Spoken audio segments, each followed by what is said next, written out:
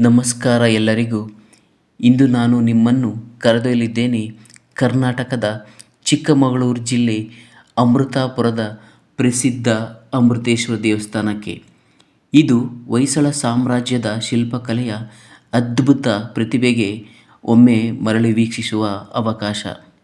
ಈ ಅಮೃತೇಶ್ವರ ದೇವಸ್ಥಾನ ಶಿಲ್ಪಶಾಲೆ ಮತ್ತು ಆಧ್ಯಾತ್ಮಿಕ ಶಾಂತಿಯ ಸಂಕೇತವಾಗಿದೆ.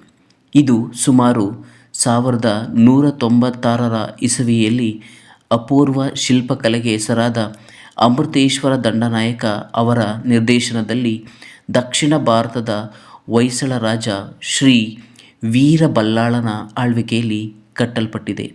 ಬನ್ನಿ, ಹಾಗಿದ್ದರೆ ಒಮ್ಮೆ ವೀಕ್ಷಿಸಿ ಬರೋಣ.